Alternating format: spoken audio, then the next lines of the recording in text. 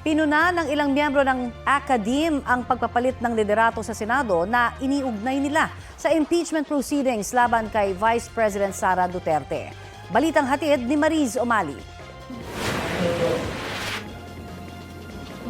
Kinondena ng 32 mga dean at propesor mula sa iba't ibang law schools sa bansa ang tangkaraw ng Senado na hadlangan ang impeachment trial laban kay Vice President Sara Duterte.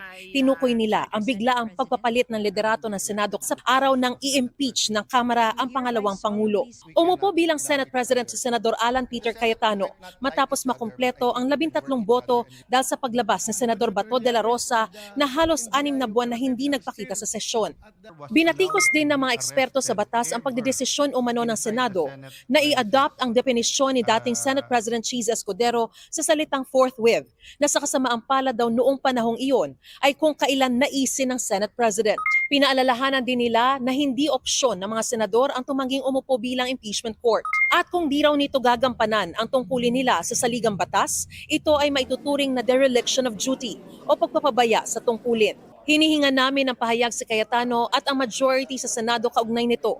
Sa isang pahayag na nawagan naman ang Catholic Bishops' Conference of the Philippines o CBCP sa Senado na agad magtipon bilang impeachment court para sa paglilitis kay Vice President Sara Duterte.